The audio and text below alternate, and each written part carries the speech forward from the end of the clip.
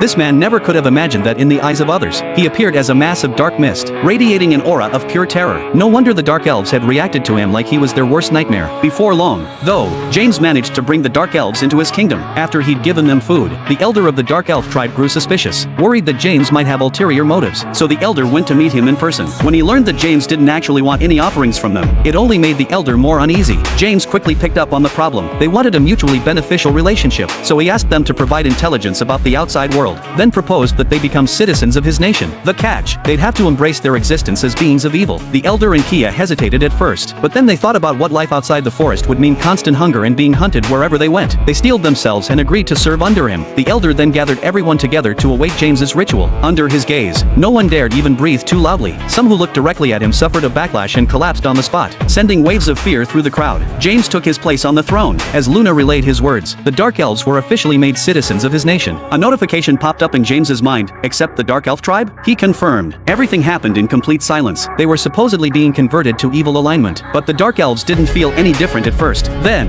without warning, a surge of hatred welled up inside them. The faces of everyone who had ever hurt them flashed through their minds, and they couldn't hold back the anger and resentment any longer. But alongside that rage came something else: a sense of security they'd never known before. The entire tribe buzzed with excitement. With the Dark Elves on board, James's nation had finally taken its first real step forward. It wasn't long before he learned about the surrounding area, and the situation was even worse than he'd expected. It turned out there were two major powers on this continent. One was the Holy Kingdom, home to humans. The other was the Pure Elf Nation, the very ones who had driven out the Dark Elves. Neither was far from where they were. If they were discovered, it would all be over. To make matters worse, James was located in a cursed forest with absolutely no natural resources to harvest. Without resources, he couldn't convert mana to produce supplies. It was a complete dead end. Just then, Kia arrived with his adjutant, Amio. She was something of a scholar who knew quite a bit about the world. They had come because they wanted to know what they should do next.